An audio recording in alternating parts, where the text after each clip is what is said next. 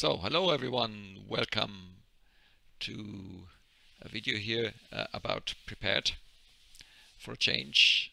I think it's time that I'm showing a little bit how far I am with prepared version 4 and what I do here with regards to setting and configuration. And before we actually look at the simulator itself, I just wanted to show you the tool that I use to kind of prepared. I got SimStarter NG for quite some time now, and it used to be a kind of freeware shareware tool way back in the FSX times, but it also allowed to configure certain aspects, or a lot of aspects actually, of FSX and prepared. And recently they have also added, or recently, yeah, basically when prepared version 4 came out, they added also the version 4 64-bit possibility to this tool. And I use this for all kinds of configurations and settings, because basically it allows you to create profiles, and it also allows you to edit the simulator configuration files, such as the add-on configuration. So if you click here, then it shows you all the add-ons. Add-ons is the new way, or the preferred way of doing add-ons in prepared. Not everybody is heeding this, so you can see products that I have which do actually adhere to the new way of doing add-ons, like the FSDG Saloniki, the UK 2000, and some others. Okay, but the majority still does add-ons, and that is aircrafts and scenery, by using the scenery configuration file, the scenery.cfg. And this tool actually gives me the possibility to edit all the scenery that I have them listed here. I can rearrange them, which I do. And what is even better is, and that is I want to show you very quickly, this is a possibility to create certain scenery profiles, or scenery sets as they call them, and I use them for different things. Like the basic scenery has everything turned on. Then I have a try and fly setup. The try and fly setup has only the Germany, the Orbix Germany sceneries.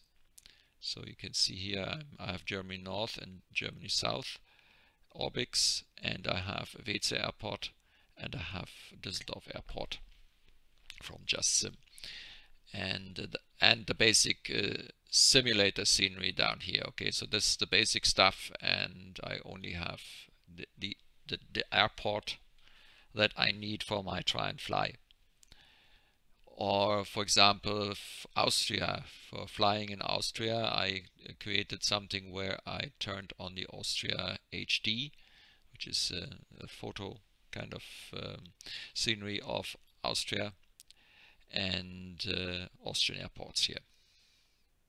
So I turned those on, and I also have Germany South activated because of the border between Austria and Germany. So that's the kind of things you can do. Add location, I basically put all the new scenery at the top, and I put it here in the add location profile. And whenever I start the simulator, what I can do is here in this profile, I can actually select one of my scenery setups. So this way I can reduce the amount of scenery that is active, and hereby improve a little bit also on the performance, because if it needs to go through unnecessary scenery, it's definitely not improving performance. It may not influence it drastically, but I do this for a long time, not with this tool. I had another one, but it doesn't work with Prepared anymore with version 4. And you have other things here, like the simulator configuration profile. I have a master profile at the moment, and all my settings, all my simulator settings that I'm going to show you in a moment, they are caught in this simulator master configuration. And again, what I can do here is I could actually have options. For example, if I do VFR flying with a small GA aircraft, I might choose to ramp up some settings when it comes to scenery and so on, put this into a second profile, I haven't got one yet, and then choose to select that other profile in order to have a different set of settings. It's a very nice tool. I did a video some time ago. It hasn't really changed drastically compared to the previous versions, but yeah, it basically covers everything.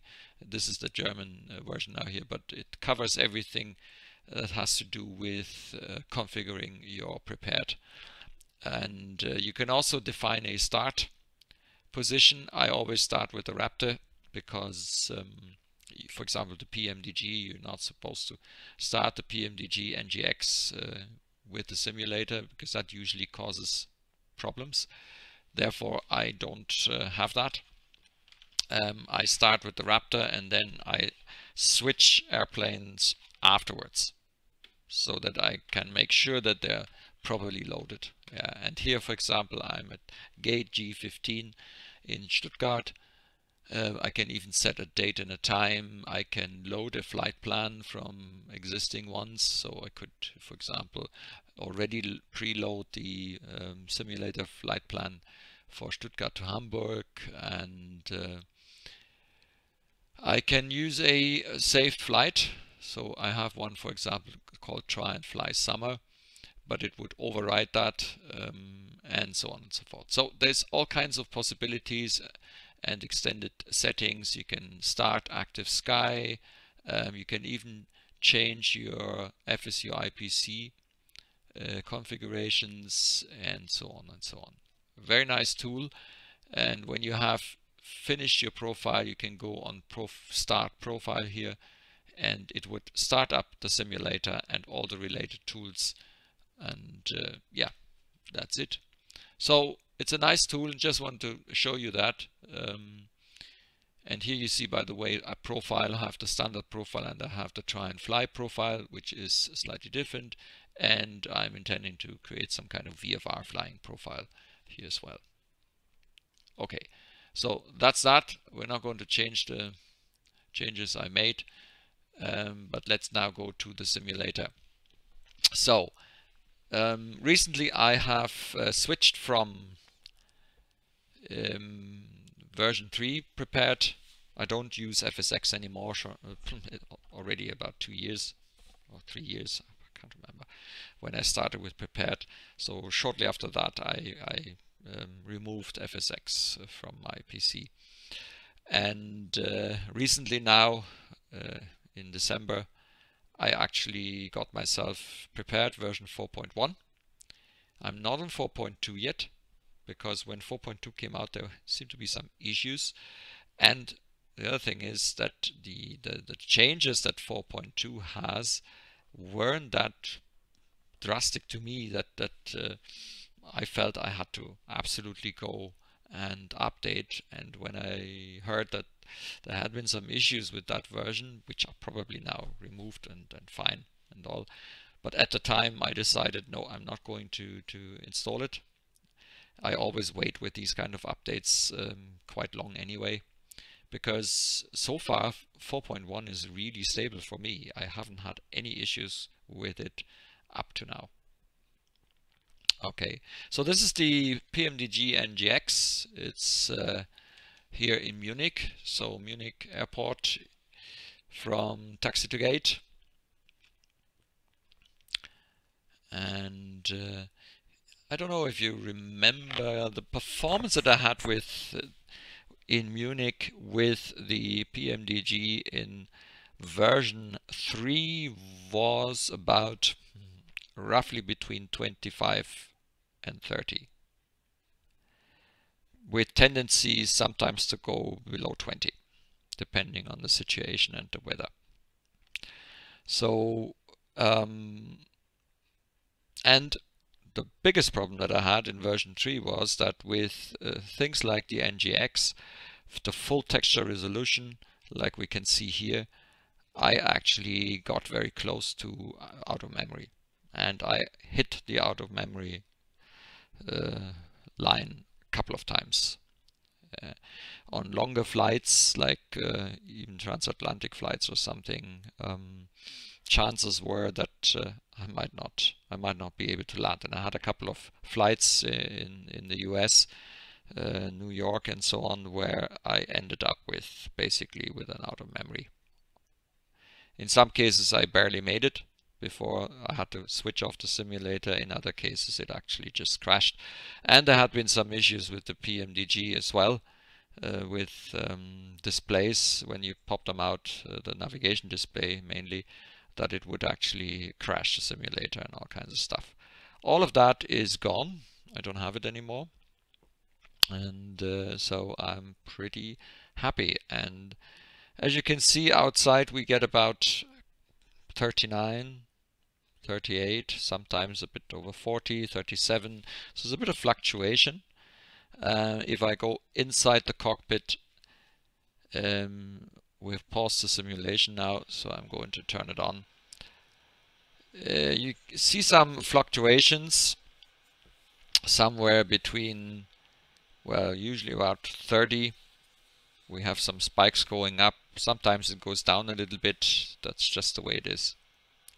So that's what I have, and I have this quite stably. If I use a simpler aircraft, an aircraft that is not as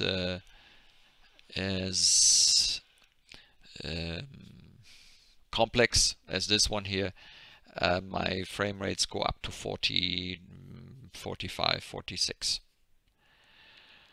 And what we can do now is also additionally, first of all, let's go to bright daylight, because there is a difference between dark and bright. So I'm going to go now into the day. And the interesting thing is that during the day, the performance is actually better. The funny thing was that in FSX and also in version 3, during the day I had not so good frames compared to night, because in the night it didn't have to render as much, and therefore my frames used to be better at night than they were during the day.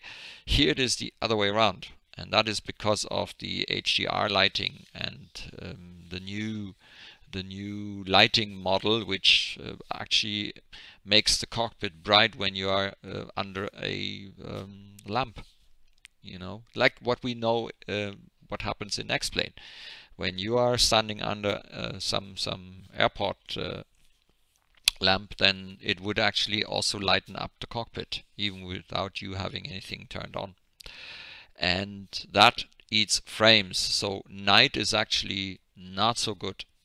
I lose quite a few frames, and if you look now, we are about 40, pretty constant 40 frames. Now let's go back to the night, and you can see that we are down to 30 basically. Yeah, so yeah, this new fancy lighting has a price, and the price is frames. But we are still at a level where I don't have a problem with that. This is a complex aircraft, and I can still fly it comfortably with 30 frames. All right. So some of you might probably ask, so what's your system? Well, I'm going to have the values show up later, and you can also look at my channel description. Basically, I still have my old Predator here, which is an i7-4770 with 3.4 gigahertz in boost mode, up to 3.7 gigahertz for the CPU. I have 8 GB of DDR3 RAM, because this is an old box. It's 5 or 6 years old in the meantime, and or at least 4.5. And it used to have a GTX 670 with 2 GB of RAM, and I have replaced this recently with the 1050 Ti with 4 GB. And I recently had a question, why didn't you get yourself an 8 GB graphic card? Because memory is still a limitation, even with this new card. Well, the fact was that I just wanted to vamp up a little bit the old box, just give it a slight boost without paying an awful lot of money, because graphic cards are very expensive, especially at the moment with all this Bitcoin hype going on. And I just didn't intend to pay 600 to 800 euro, because that's what I would have to invest for such a card, just for the time being. And the other thing is that having an old PC with an old motherboard, there was no point getting a card like that. So I got one that fits relatively nicely with this box. And until the time that I get myself a big new PC sometime, possibly this year, maybe next year, I don't know, I haven't decided yet, this graphic card actually improved things a little bit. The other thing I might be doing is I'm probably going to increase my RAM from 8 to 16, just to give it that little bit of more a reserve kind of on the memory. But as they are DDR3 RAMs, they are relatively slow, as is the whole setup here compared to the new things that you can get. So there's no point for me to buy expensive fast RAMs, because I wouldn't be able to use them here anyway. So I'm trying to get some, maybe a 16 GB or 32, depending. It's actually not that easy to get DDR3 RAMs anymore, because nobody wants them. So in the usual sources, there's only a limited availability of these RAM, because everybody's using DDR4 nowadays. Yeah, but I'm going to get some, and going to ramp up the memory a little bit. But that's about it. So limited investment, but it will make this PC usable for the next couple of months, or maybe a year or so max. And then eventually I will actually go and get myself a better rig. Also, there are some new generations of graphic cards coming along, so I'm going to observe that as well. Therefore, yeah, I think for the moment that helped me to get a slight improvement here in the performance. And I have to say that with X-Plane there was a feelable performance improvement, but yeah, it didn't really push it over a line really. It's just a bit more stable and slightly improved on the frames in some situations. In other situations, also due to my messing around with the settings a lot, things have actually not gone up, they have actually gone down a little bit. So I will probably have to do X-Plane 11 again and do the whole thing, the whole settings stuff, and trying things out again. But Prepared has worked out really nice. It's quite stable. There isn't really that much that can go wrong. And now I'm going to show you what I have in settings. So yeah, well, that's not really. Traffic is probably the first setting that's interesting, and as you can see, I've turned it off completely, because traffic is costing frames. It's as easy as that. It has to render stuff, and the more traffic you have, the less frames you will have, especially when you have a limited setup like I do here. Therefore, I don't use it for normal purposes. When I'm online flying, I do have traffic, obviously, but for other flights like this, I don't have it on, and I don't have any kind of traffic tool yet for Prepared. Probably won't have one until I get a better PC. The realism doesn't really do much when it comes to performance, so the next interesting bit is this here. That's the options display. Now, there's a lot of people here that show you their setups and videos and on streams say, this is my setup. So this works okay for me. It seems to be a good compromise that I'm doing, but there's no guarantee that you will have the same when you use the same settings. And because every PC and every setup is different, the combination of graphic cards and RAM and motherboards and SSDs and what have you is different. What works for me might not work the best for you. It might look okay, but maybe you could actually improve it. So you really have to find it out. And if you do, what you should do is don't change too many things at the same time. Go one by one. Yeah, take your FXAA and your AA, your anti-aliasing and all that kind of stuff. Go through this one by one. Make change, check it out, try it in different situations, and get yourself an idea of what works, what improves things, what doesn't improve things. And I can only show you how I have it right now and with the performance that you see. Okay, so first of all, I don't use FXAA because as far as I can see, I know my eyes aren't the best, but what I can see with my old eyes is for me, there's no really distinguishable difference between me having FXAA on or off, apart from a few frames are dropped when I turn this on, because obviously it needs to do something. And therefore, because there isn't really, to me, there isn't really that big of a difference, I turn this off. And a lot of simmers do, as far as I have seen. That doesn't mean that you shouldn't use it. If your rig doesn't show any kind of frame drop or something, you can turn it on, and maybe in high resolutions there's something that you can see, but it smooths the edges of objects, but it will decrease performance, obviously. The anti-aliasing, now that is a difficult thing, because there are different methods of anti-aliasing. What you can do is you could go through them.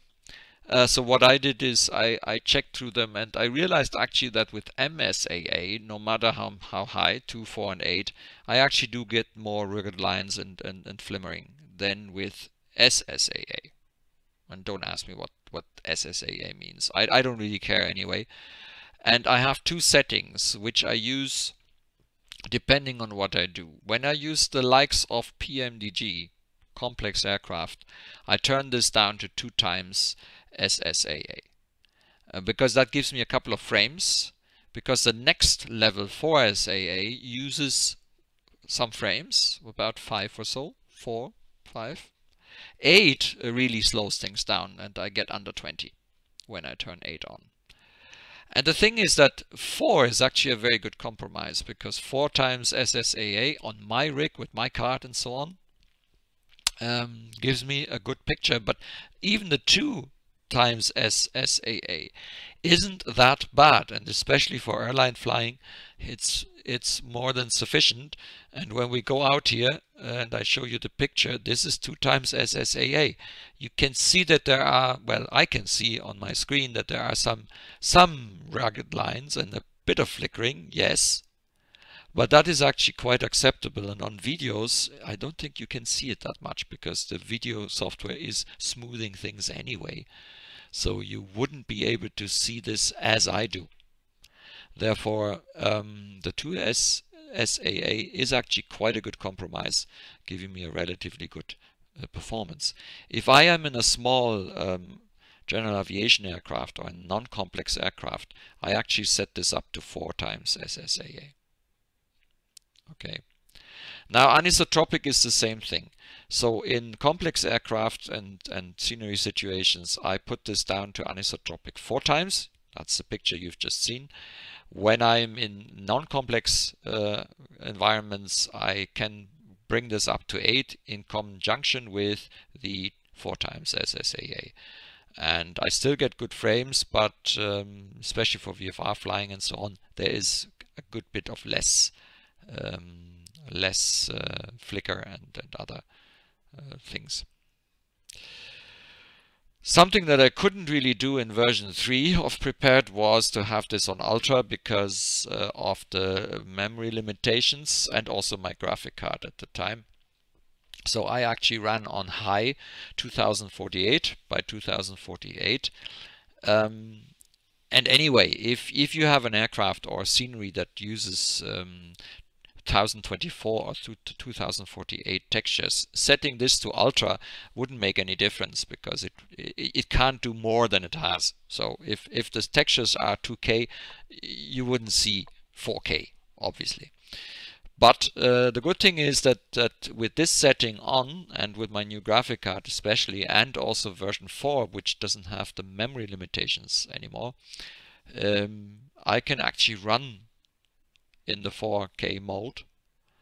And when there are 4K textures in an add-on, in an aircraft, it's actually able to see it.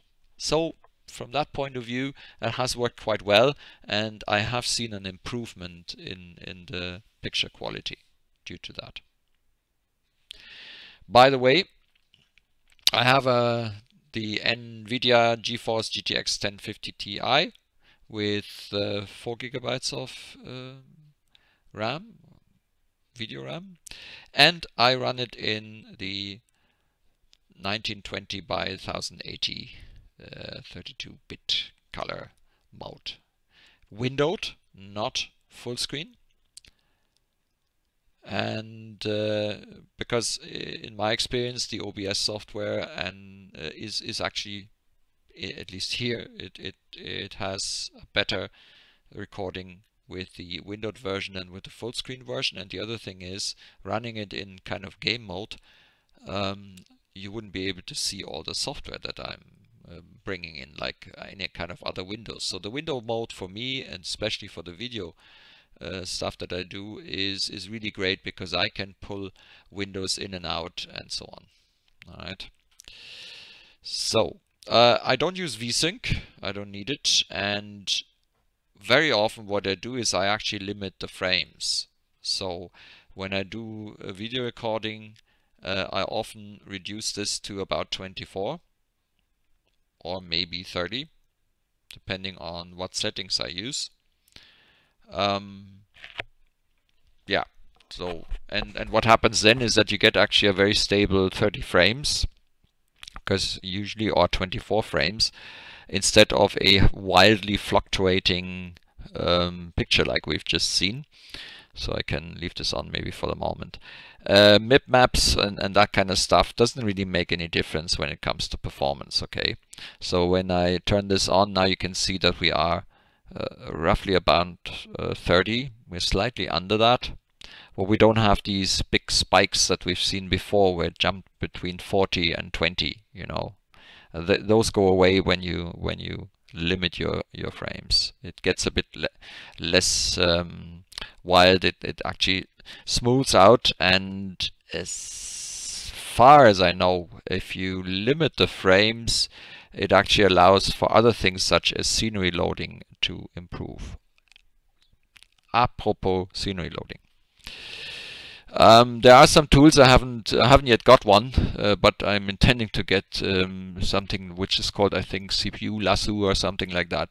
It's a tool that actually would allow me to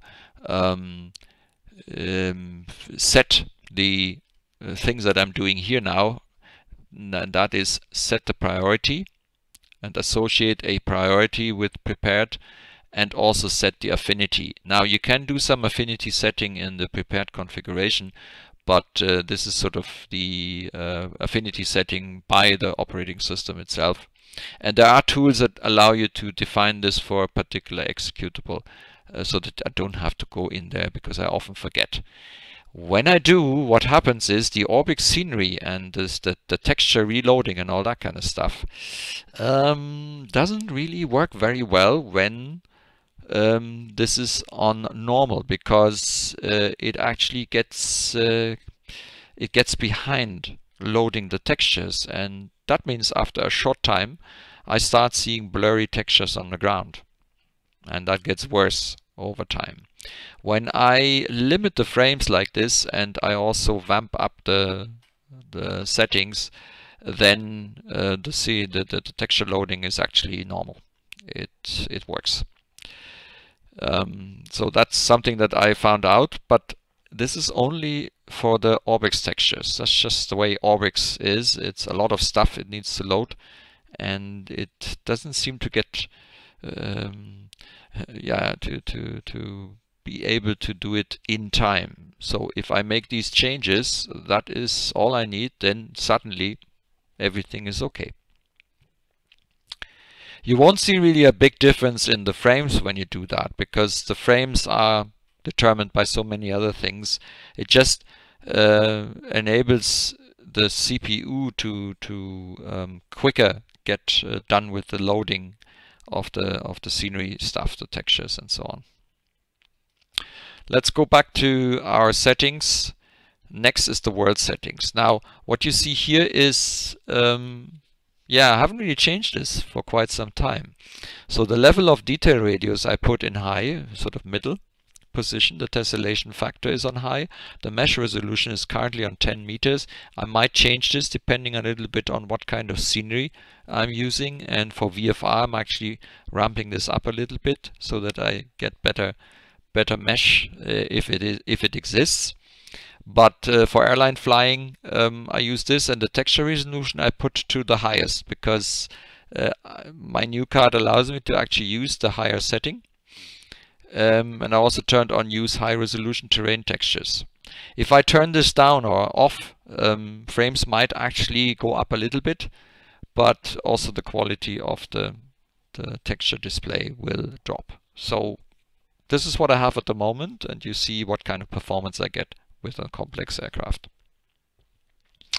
Scenery complexity is dense. Origin draw distance is high.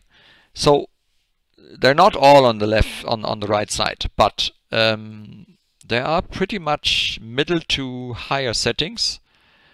What I don't use is the dynamic 3D autogen vegetation. That kind of clashes a little bit with Orbx and other scenery. Looks really shit when you have this on. I have some strange trees all over the place and a mix of Orbx trees with this stuff here with the autogen vegetation. So I had to turn this off because it didn't really work out for me. The water details I put on quite high. Bathymetry is on. But what I have turned off, because it costs a lot of frames, is the whole reflection stuff. I'm not into reflections anyway. And now that we have reflections also in prepared, we have this in X-Plane 11 now for some time. I don't need reflections, and they are expensive. If you have a good rig, turn it on by all means. But for me, it is actually wasted frames because it doesn't give me anything. Special effects are on the medium, and the special effects distance is also on medium. This is actually default setting, and I haven't really changed this. Lighting. Now, turning on or off HDR lighting makes a hell of a difference when it comes to the appearance of everything.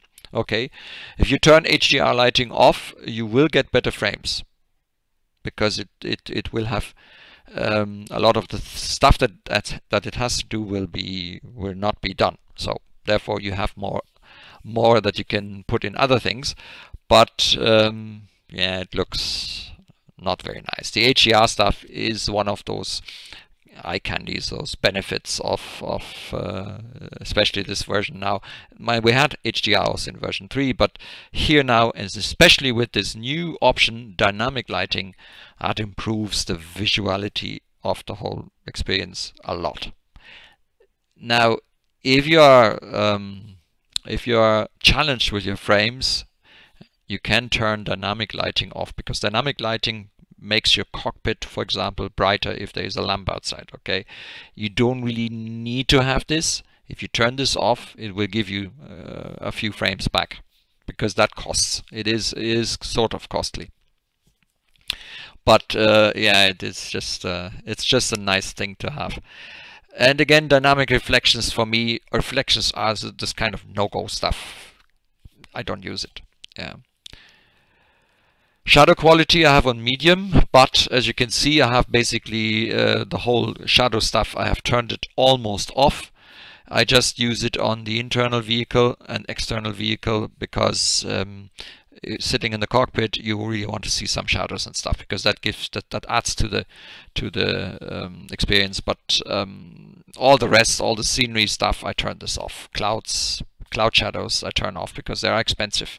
Shadows are expensive, basically. If you have a good rig, turn it on and experiment with the shadows. But for me, shadows and reflections are frame eaters that I don't want to have, because I want a relatively smooth experience. And with these settings, and the last ones here are the weather settings now. Cloud draw distance is 90 miles, and look at that, cloud coverage density maximum. I get really good, together with Rex that I have now, I get really good clouds. And Rex, oh, what's it called? I always forget the name of the new Rex product. Somehow it always drops when I try to remember what it was called. Skyforce, I think. Rex Skyforce, that's it. Really, Rex Skyforce gives you fantastic clouds with a pretty good performance compared to other texture and cloud stuff that I have. So yeah, that's my settings, and just to give you an idea of what it looks like from a frames. Oh yeah, let's quickly turn off the limitation again. Okay, so we are roughly here at about between 36 and 40 something. And now what I'm going to do is I'm going to give you some weather. I'm going to use, let's say, a weather with a bit of clouds, and this is actually the Rex stuff now we're looking at. So there are some nice clouds here. Yeah, it's really, I have to say, Rex Skyforce really did it for me. All the other texture programs, even the old Rex, what was it called, Rex Texture Direct or something, didn't really cut it for me. And performance, partially a problem.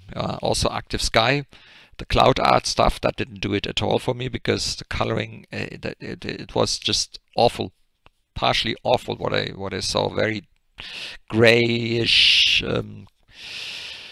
pale. I never really liked it. And now here in version 4 with the Skyforce and also the tweak assistant, which I also have to show you quickly, I also get a relatively, for me, at least for my eyes, a relatively good looking and more realistic looking picture outside than I used to have in prepared. And as you can see, the frames haven't really suffered. We are outside, we are at 50 something, 60 frames. If I go inside, we are still at over 40, although we have clouds. Now let's get some weather which is a bit less nice. So here's a building storm. Let's have a look at what that actually means. Do we see some more clouds? Actually, if this is a if this is a building storm, then I don't know. Let's maybe try to find something really nasty. A cold front, gray and rainy. Let's use that, because gray and rainy used to be a real frame killer. And I remember VATSIM flights where the weather turned nasty and the clouds came up and the rain came up, and I was on a slideshow of maybe 5 or 10 frames with this aircraft. The worst thing I think happened on a flight to Hamburg, and I was on the approach, the 05 was some kind of RNAV approach or so, and I ended up having to cancel my flight because I had 1 or 2 frames per second. It was really awful.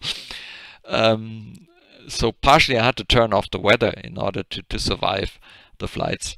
And look at this here. I mean, we have rain, we have clouds, we have I don't know if maybe we can have this a bit. Nah, it doesn't really help. Yeah, look at that. And I still run on the 60 frames. For me, it almost nothing changed. So, and that's something I'm not used to. I'm used to, I turn nasty weather on, I have bad frames. And look at that now. We have rain, we have clouds, and I have still my 40 frames. So this whole combination, obviously the hardware or slightly improved hardware helps a lot. Prepared version 4 is, from a technical sort of implementation point of view, is really well done. So far I'm quite impressed. I have never thought that I would be able to run a simulator that stably for me, yeah, like I have with version 4. Tell you the truth, X-Plane is far more erratic when it comes to performance. And it's somehow yeah, it is harder in X-Plane to get it really optimized than it was here. Here it was just a matter of me doing a little bit of tweaking around with those settings, and yeah, the only other thing I have is the P.T.A, and that's that thing I'm going to show you as the last part now. The P.T.A is the Prepared Tweak Assistant, and it used to be kind of a freeware for the older versions, and I think you can still get it as freeware. I haven't got the latest version yet because it's for version 4.2, which I don't have yet. And here you can do an awful lot of tweaks, and those tweaks are different kinds. They're mainly visual tweaks. Improved lighting, improved light scattering, cloud saturation, so the look, sky colors, and all that kind of stuff. But there are also settings that improve on, well, partially also can improve performance a little bit, because these are changed shaders, as they're called, renderers basically, that allow you to, yeah, by doing some of the settings you could actually improve your frames. Other settings you could actually make it worse. They usually warn you when something is costly, and therefore I have, for example, the water saturation. I just tweaked around a little bit, because to me the optical impression that I have is so important. And version 3 of Prepared used to be awful, pale, kind of grayish. To me it didn't look nice, yeah, compared to X-Plane. So whenever I came out of X-Plane and I started Prepared, I would yeah, I don't like it. And the Tweak Assistant actually gives me some options that you don't really get from the standard menu. So it wasn't that expensive. It costs some money. It's a payware now, but only for the 64-bit, by the way.